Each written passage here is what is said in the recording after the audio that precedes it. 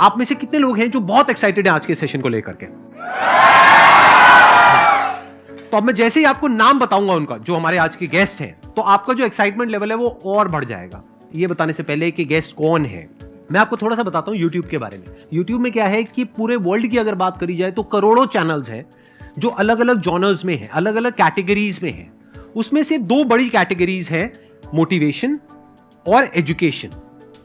पूरे वर्ल्ड में जो वर्ल्ड का नंबर 1 मोटिवेशन चैनल है वो मेरा है, और जो वर्ल्ड का नंबर 1 एजुकेशन चैनल है किसी इंडिपेंडेंट क्रिएटर का, वो उनका है, जो कि हमारे गेस्ट हैं। उनके 17 मिलियन से ज्यादा सब्सक्राइबर्स हैं।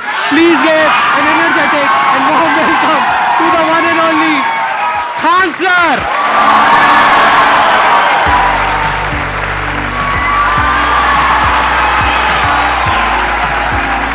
क्या हाल चाल जी, कैसे हैं आप?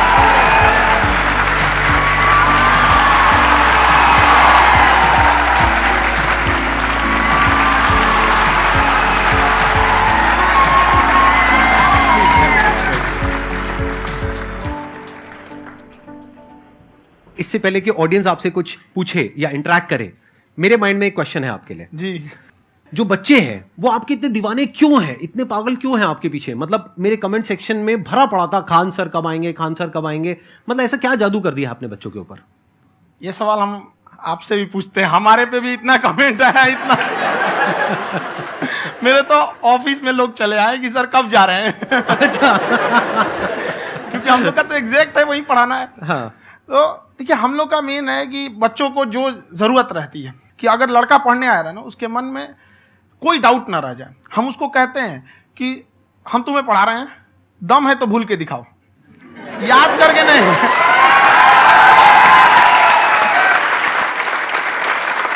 प्लस आप जिस प्राइस पॉइंट पे पढ़ा रहे हैं, आई थिंक वो सबसे कम है, वो बहुत ही कम है। सर ये जो फीस का कल्चर है, ये हमारा इंडियन कल्चर नहीं है। हमारा इंडियन कल्चर गुरु दक्षिणा है, उस हिसाब से वो सही है। ऑक्सीजन जैसे जिंदगी के लिए जरूरी है, वैसे एजुकेशन जरूरी है। कोई ये नहीं कह सकता है कि पैसे की वजह से वो खान सर के यहां से लौट गया। क्या बात है।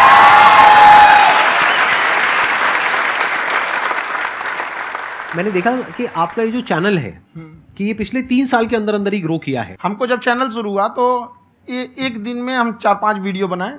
एक हमको कुछ आता, आज भी नहीं आता इतना, तो हम देख के कैमरा वैमरा तो हम कंफ्यूज हो गए, बाप रे। तो हम एक ही दिन में वीडियो शूट किया, पढ़ाने वाला टॉपिक था हमको। उसके बाद कभी वीडियो ही नहीं, 6-7 वीडियो एक ही बार शूट कर लिए। और एक जो थे जिनका कैमरा वगैरह था, मेरे पास कैमरे भी नहीं थे उस टाइम, और कैमरा 35,000 का था, तो 6 महीना इसी में लग गया, जो 35,000 इसी में फंस जाएगा। तो उनके कैमरे से शूट किए, उन्होंने कोई चार्ज लिया, उसके बाद हम छोड़ ही दिए। लॉकडाउन लगा, तब हम कहें आप कैसे पढ़ाएंगे, वो तो 1 दिन 2 दिन करते करते अचानक लंबा हो गया। तब हमको याद आया कि ओहो, मेरा एक चैनल भी है वहाँ पे। तो उस समय उस पर लगभग 30,000 सब्सक्राइबर हो चुके थे। तो जैसे लॉकडाउन लगा तो उस पर पढ़ाना चालू किया, और पता नहीं क्या लोगों को पढ़ाई में इतना इंटरेस्ट आ गया कि आपका स्टाइल ऐसा है थोड़ा सा, आप आई थिंक पढ़ाई के साथ साथ में जो बीच बीच में आप थोड़ा बहुत छोड़ते रहते हैं ना, मतलब जो एंटरटेनमेंट चलता रहता है। ये बात हम देखिए, जब हम गुलाम थे ना, तो अंग्रेजों ने एक चाल चला था कि भारत को हम फिजिकली गुलाम रखेंगे 100-200 साल, मेंटली 1000 साल कर देंगे। उन्होंने पढ़ाई का मॉडल चेंज कर दिया। उन्होंने ऐसा डिजाइन किया कि ये टीचर की रिस्पॉन्सिबिलिटी है, वो पढ़ा के चला जाए। टीचर की रिस्पॉन्सिबिलिटी यहाँ खत्म नहीं हो जाती। पढ़ाना तो कोई भी पढ़ा सकता है, टीचर की इससे बड़ी रिस्पॉन्सिबिलिटी होती है उसे समझाना। वो समझा कि नहीं समझा। अगर लड़का आपके समझाने के बाद डाउट रह गया तो ये आपकी गलती है। लड़का हमसे पूछता है, सर इतनी भीड़ है आपके पास, तो कहते सर डाउट कैसे पूछेंगे? हम कह रहे यार, तुम्हारा डाउट बचेगा तब ना पूछेगा तुम डाउट यहाँ पे।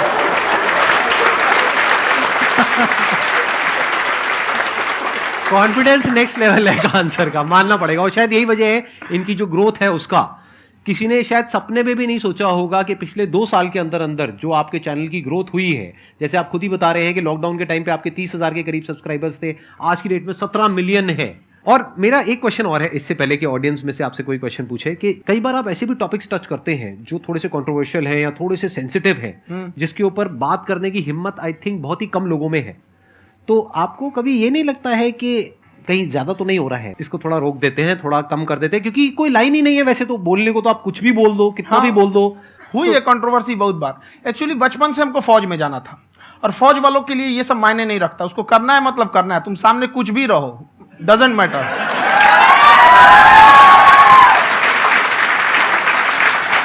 और मैंने YouTube पे देखा कुछ वीडियोस में कि आपका जो इंस्टीट्यूट है वहां पर आज से कुछ साल पहले कुछ बम गिरे थे। हाँ, कुछ गिरे थे, कुछ तो बहुत सॉलिड जगह गिरा था, फटा नहीं वो। मतलब आपके आसपास? हाँ, बम को भी पता है कि टीचर की इज्जत किया जाता है।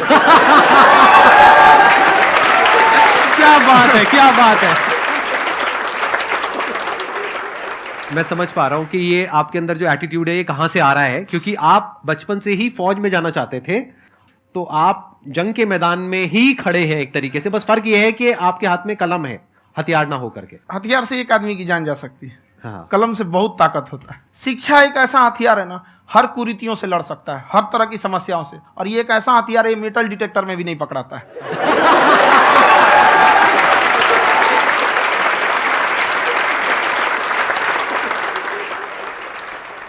मेरा क्वेश्चन ये है कि अभी प्राइवेट ऑर्गेनाइजेशंस में पीटने का, पनिशमेंट का ये सिस्टम जो है खत्म हो गया है। हम आपके वीडियो में देखे हैं सर कि आप एक बड़ा सा रोल रखे रहते हैं, पुलिस है वाला ना? लाठी है वो, पुलिस वाला लाठी है, और स्टेज पे बुला के बच्चों को उसी से धुनाई शुरू कर देते हैं मस्त एकदम से, है ना? तो सर मतलब कि बच्चे मतलब कि डरते नहीं हैं आपसे, और इस तरीके से कैसे कनेक्टेड हैं आपसे, है ना? और एक और क्वेश्चन सर, यूपीएससी का जो आप अपना बैच स्टार्ट करने वाले हैं, ठीक है, उसके बारे में बताइए सर, क्योंकि मुझे मतलब कुछ इशू करना है सर, ठीक है? और संदीप सर को देख लिए, मेरा तो वैसे ही हो जाना है।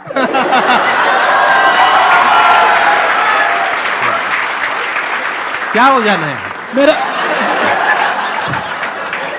पूरा कंप्लीट करो। I'll be an IAS officer next year because I have seen you, sir. My day is like complete, sir. All the best. Thank you so much, sir. Thank you. पूरा बोला करो। हाँ। Thank you. देखिए, लड़कों को जहां तक पीटने की बात है, जब पढ़ाने की बात आएगी तो उसको हम पूरे बेहतरीन ढंग से पढ़ाएंगे। लेकिन जब सजा देने की बात आएगी ना, तो वो भी बेहतरीन ढंग से होगा। ऐसा थोड़ी होगा कि बस एक ही चीज बेहतरीन ढंग से होगा। और डर का होना बहुत जरूरी है। ये डर भी अपने आप में एक मोटिवेशन है, क्योंकि जब आपके अंदर एक थोड़ा सा डर रहे ना, तो डर के भागिए मत। एक ऐसा डर जिसको आप लगे कि नहीं नहीं थोड़ा सा और करने की जरूरत है, फिर तो ये हम इसको क्रॉस कर जाएंगे यहाँ पर। तो लड़कों के अंदर ये डर बनाना भी जरूरी रहता है। और रही बात यूपीएससी वाले की, जो आपने बोला, बहुत सारे लड़के वेट कर रहे हैं यूपीएससी की, क्योंकि 2-2.5 लाख फीस सारे लोग एफोर्ड नहीं कर सकते। और हमारा वही रहता है, हम तो ज़्यादातर हमारे स्टूडेंट देखेंगे तो किसी के रिक्शा वाला, सब्जी वाला, यही लोग, इनको तो 2.5 लाख रुपया, इनके पास पूरी संपत्ति नहीं होती है, फीस कहाँ से भरेंगे वहाँ पे, उसके बाद रहेंगे कहाँ से? तो ऑल ओवर इंडिया से, कश्मीर से कन्याकुमारी तक, गरीब से गरीब भी लड़का उसको पढ़ सकता है। यही कुछ 1000 रुपये मंथली, 12-14 हज़ार साल का पड़ेगा, खत्म हो जाएगा इतना में।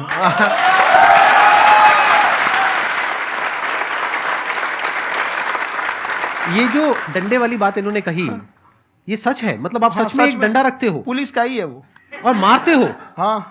कि मतलब अगर कोई लड़की छेड़ता है या ऐसा कोई भी उल्टा नहीं, पुल्टा काम पढ़ाई करता लिखाई है, कुछ भी गलती करेंगे तो पिटाएंगे वो यहाँ पे, कैमरे पे, ऑन कैमरा, जैसा भी रहे, कुछ भी पिटाना तो उनको फिक्स है। एक तो कोई मतलब विधायक जी थे, उनके लड़का को पीट दिए, तो चला है दल बल लेके अपना वहां पे। उसने घर पे नहीं बताया था कि सर ने पीटा है, बस बोल दिया कोचिंग में पीटा है।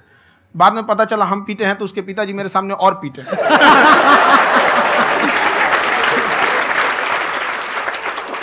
सर आपका सबसे बड़ा डर क्या है, आप दोनों का? फौजी को डरे नहीं लगता है, बाकी अब सर से पूछिए।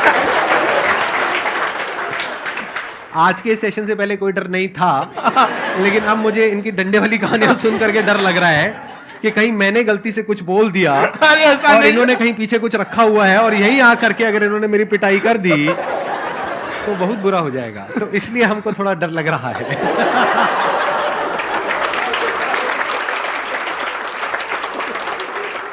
आपकी डेली कितने घंटे क्लासेस होती हैं?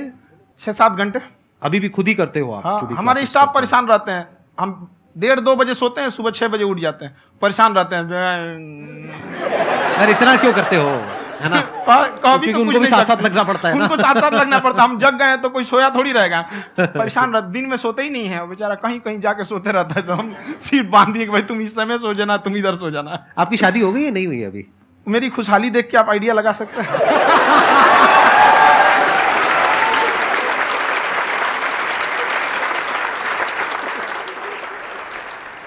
First of all I would like to say sir thank you so much to you and to your team कि आपने मुझे यहाँ आने का मौका दिया।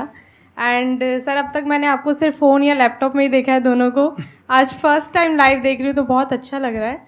तो मेरा क्वेश्चन ये है सर आपसे, जब हम लाइफ में कोई डिसीज़न लेते हैं कि हमें ये पर्टिकुलर चीज़ करनी है, और क्योंकि हम डिसीजन लेते हैं तो हमारी आदत है कि पहले हम 4 लोगों से पूछते हैं कि तू बता तेरी क्या राय है, तू बता तेरी क्या राय है। तो उनमें से अगर कोई हमें कह देता है कि ये बेकार डिसीजन है मत कर, तो हमारा माइंड कहीं ना कहीं डाइवर्ट होने लगता है और उसकी वजह से हम अपना डिसीजन चेंज कर देते हैं। तो मेरा क्वेश्चन ये है कि कैसे हम अपने डिसीजन पे स्टिक रहे, कैसे हम जो दूसरे के ओपिनियन है उनको अफेक्ट ना होने दें अपने ऊपर।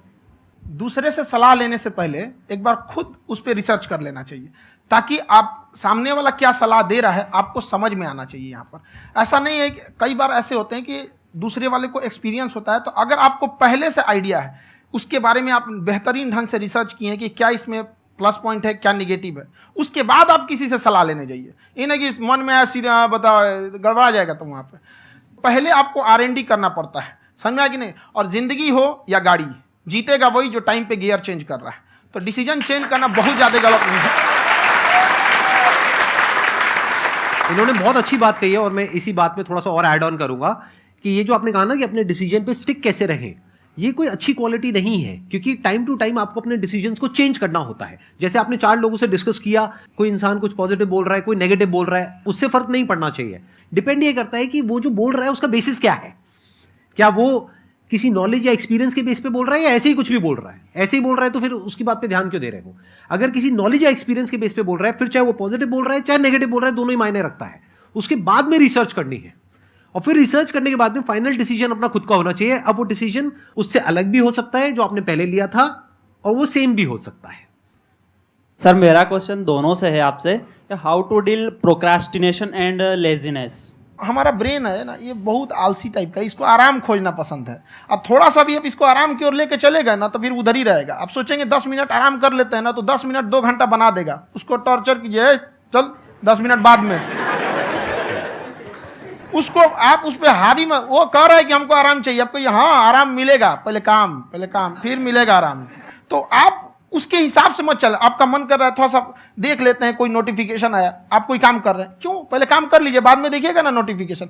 आप हावी मत होने दीजिए यहाँ पे। अगर आप 5 मिनट भी थोड़ा सा लूज पड़े ना, थोड़ा सा कमर सीधा कर लेते हैं, 2 घंटा बर्बाद कर दिया आपको। हावी मत होने दीजिएगा उसको अपने ऊपर। प्रोक्रेस्टिनेशन को तोड़ने का एक ही तरीका है, सबसे छोटे लेवल पे ले जा करके उस गोल को तोड़ दो। यानी वो गोल बहुत बड़ा है, उसको ब्रेक डाउन करो, उसके सबसे पहले स्टेप पे आ जाओ कि उसको अचीव करने का सबसे पहला स्टेप क्या है। जैसे गाड़ी चलाना सीखना है, उसका सबसे पहला स्टेप क्या है। अगर घर में कोई नहीं है सिखाने वाला या सिखाने वाली, तो बाहर जा करके जो गाड़ी का ड्राइविंग स्कूल है उधर जा करके पैसे दे दो। अब फंस गए ना तो फंसा दो अपने आप को। दिमाग ये लगाओ कि अपने आप को कैसे फंसाया जाए। जब हम फंस जाते हैं ना तो फिर हमको वो काम करना ही पड़ता है। Then there is no looking back. जब तक आप सोच रहे हो तब तक सोच रहे हो, उसको बोलते हैं पैरालिसिस ऑफ एनालिसिस, कि आप सोचते चले जा रहे हो अपने माइंड में, मैं ये करूंगा वो करूंगा वो करूंगा वो करूंगा, और प्रोक्रेस्टिनेट हो रहा है, वो चीज टलती चली जा रही है। तो उसको छोटे से छोटे लेवल पे ब्रेक डाउन करके उसको कर दो, दैट इज नंबर 1। और जैसे ही करना शुरू करते हो, कोशिश करो कि उसको जब तक कि आप सही से नहीं कर लेते हो उसको छोड़ना नहीं है, तो आपकी लेजीनेस भी खत्म हो जाएगी। कई लोगों को तो हमने देखा जो सप्ताह में कुछ भी नहीं करता, वो भी संडे को आराम कर रहा है।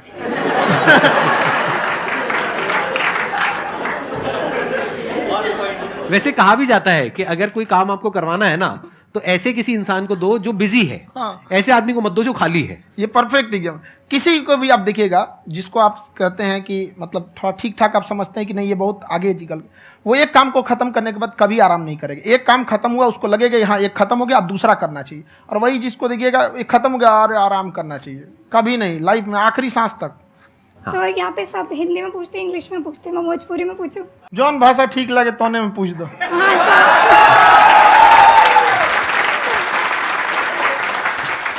सर ये पूछे के चाहते नहीं कि जैसे हमने के पढ़ाई करी नहीं सर, तो कभी कभी डेली टारगेट्स जो होला वो कंप्लीट ना होला।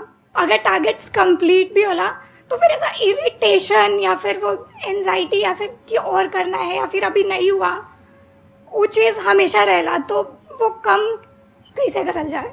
देखिए टारगेट्स को ना हम लोग को एक अपने हिसाब से पहले फिट करना चाहिए। ऐसा नहीं कि दूसरे किसी इंसान को देख के हम टारगेट फिट कर ले। कोई लड़का 8 घंटा पढ़ रहा है, कोई पहली बार अभी पढ़ना ही चालू किया, उसको देख के 8 घंटा पढ़ेगा तो पढ़ाई छोड़ देगा। तो आप अपनी क्षमता के हिसाब से देखिए कि आप कितना पढ़ सकते हैं। अगर आपने एक घंटे को बना लिया कि हम 1 घंटा पढ़ सकते हैं, अगले 1 हफ्ते तक उसको सस्टेन रखिए। जिम में कैसे करते हैं लोग, पहले दिन उठा लीजिएगा 1 कुंटल तो हार्ट अटैक हो जाएगा। तो वो धीरे धीरे टारगेट सेट कीजिए और अपनी क्षमता को भी देखिए। हर इंसान की क्षमता अलग है। कंगारू को देख के हाथी छलांग मारेगा, पैर तोड़ के बैठ जाएगा।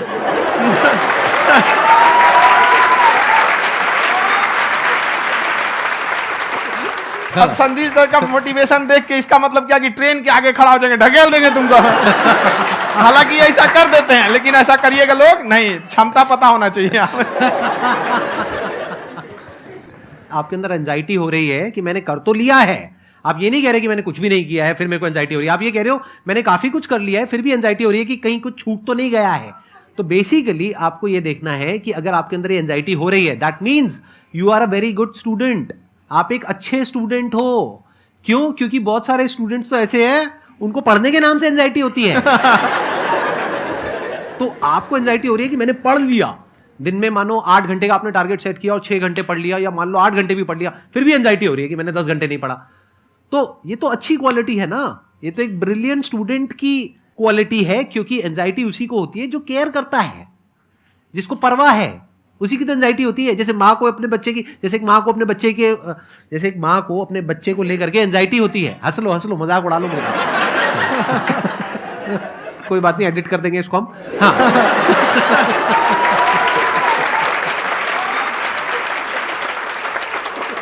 जैसे एक माँ है, उसको अपने बच्चे को लेकर के एंजाइटी होती है, थोड़ी सी भी तबीयत खराब हो जाए उसको एंजाइटी होती है, चाहे बच्चा ठीक भी है, डॉक्टर को नहीं होती है। क्यों? क्योंकि माँ को उस बच्चे से प्यार है। तो दैट मीन्स कि आप अपनी पढ़ाई को लेकर के सीरियस हो, इस वजह से आपके अंदर एंजाइटी हो रही है, विच इज नॉर्मल। जहां पर प्यार मोहब्बत होती है वहां पर थोड़ी बहुत एंजाइटी तो होती ही है ना।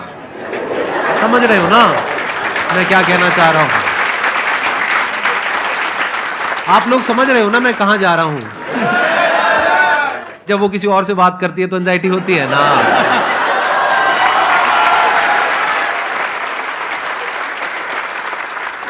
सर, आपकी स्टोरी हमने सुनी थी, तो एक टाइम आया था जब आप गंगा किनारे जाके बैठ गए थे। उस समय आपको कुछ समझ नहीं आ रहा था, तो उस समय मतलब आपने ये डिसीजन कैसे लिया कि अब आगे नहीं, यहाँ से वापस जाना है? रास्ता ही नहीं था। घर जाने के लिए एटलीस्ट 90 रुपए चाहिए थे, जेब में 40 रुपए थे। कैसे घर जाते हैं? और हम गंगा के किनारे चुपचाप बैठे बैठे हम कहें कि अब बहुत टेंशन हो गया, अब घर जाना चाहिए। रूम पे, तो किराए के रूम पे ही आदमी सारे लोग रहते। गए वहाँ पे तो रूम लॉक हो गया था। तुम खटखटाए तो ऊपर से गुस्सा से बोले जो ऑनर थे, क्या टाइम हो गया है? तुम कहीं 9-10 बज रहा होगा। घड़ी देखिए तो 2 बज रहा था रात का, 2-2:30 बज गया था वहाँ। टेंशन में आप तो होता है, कई बार ऐसा समय आएगा कि लगेगा जैसे अब कुछ नहीं हो सकता है। तो इससे घबराना नहीं है। कभी कभी गुच्छे की आखिरी चाबी भी ताला खोल देती है। जो बातें आपने बताई कि घर में प्रॉब्लम्स ये वो, ये तो बहुत लोगों ने फेस करी वहां पर। आप अकेले नहीं है, बहुत लोगों ने ये प्रॉब्लम्स फेस करी, बहुत तरह की प्रॉब्लम्स देखी, बहुत तरह की स्ट्रगल्स देखी, लेकिन वो सब इतने कामयाब नहीं हो पाए जितने कि आप हुए। तो आपके अंदर ऐसा कुछ ना कुछ है जो औरों के अंदर नहीं है। तो वो मैं जानना चाह रहा हूं कि वो ऐसा क्या था जहां से कि आपका दिमाग यहां तक सोच पा रहा है कि मैं पूरे इंडिया में इतने बड़े लेवल का चेंज लेकर के आ सकता हूं, एजुकेशन फील्ड में रेवोल्यूशन लेकर के आ सकता हूं। ये सोचना ही बहुत लोगों के बस का नहीं है। मेरी एक खुद की थिंकिंग, अगर हमको कोई 100 रुपए किसी काम के लिए दिया, हम सबसे यही कहते हैं, तो हम कोशिश करते हैं उसे 200 का रिटर्न दे। अगर कोई हमसे 200 रुपया फीस दे रहा है, 250 दे रहा है, तो हम उसको ये कोशिश करते हैं कि तुम्हें ऐसा लगे कि नहीं भैया हमने 10-20 हज़ार का पढ़ लिया यहाँ पर।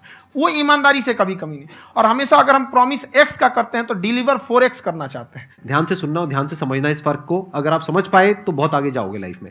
एक वो होते हैं जो ये सोचते हैं कि हमें सब कुछ मिल जाए, हमें कुछ भी करना ना पड़े। दूसरी कैटेगरी होती है लोगों की जिनको जितना मिलता है उसमें भी चोरी चकारी करते हैं या कोशिश करते हैं कि उससे कम दे सामने वाले को जितना कि हमें मिल रहा है।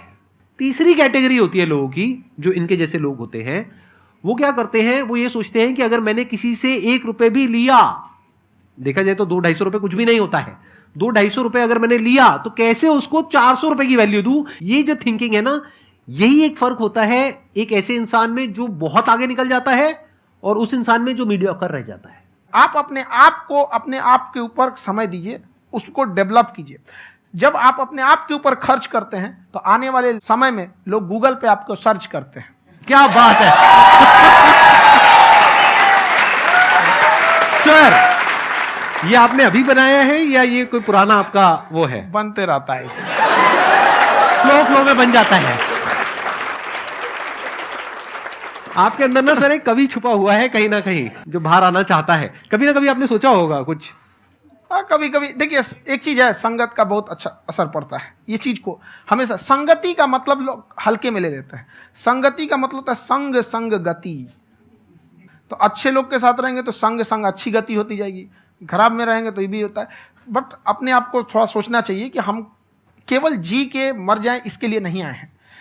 लोग कहते हैं कि सर नाम क्यों नहीं बताते अपना। हमारी एक ही सोच है कि जाने के बाद इस दुनिया से हमको मतलब एक चीज देना चाहते हैं स्टूडेंट्स को, कि वो याद करें कि इस पैसे की भाग दौड़ की दुनिया में हर कोई दोनों हाथ से लूटने में लगा है, खाली हाथ जाने के लिए ये सबको लगा है। तो हर कोई को ये सोचना चाहिए कि था कोई इंसान जो इतने कम फीस में इतनी शिक्षा जो महंगी थी, जो कमाने का रास्ता था, उसको भी एकदम कंपटीशन इतना कर दिया कि अब लोगों को अपनी फीस बढ़ाने में डर लगता है कि अरे यार, लड़का कमेंट करता है कि खान सर इतना ले रहे हैं, आप बहुत बड़ा टीचर हो गए।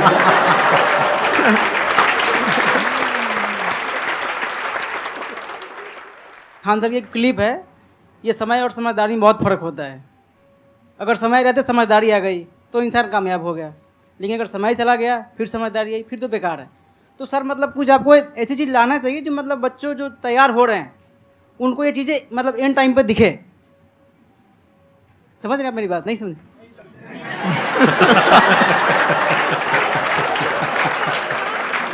यही होता है सर का मोटिवेशन ज्यादा हो जाता है। जब आप स्ट्रगलिंग फेज में हैं तो कम से कम चीजों को अपने ऊपर खर्च कीजिए, ज्यादा से ज्यादा सीखने में खर्च कीजिए। अगर आपको राजा बनने का शौक है तो गुलाम की तरह मेहनत करना सीखिए, तब राजा बनेंगे।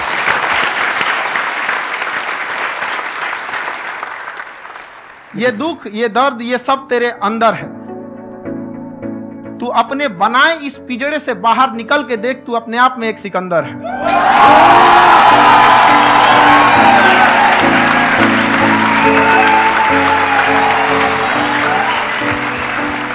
Thank you so much sir for coming. बहुत मजा आया मेरे को आपके साथ में इंटरेक्ट करके। आई एम श्योर आप लोगों को भी बहुत मजा आया होगा।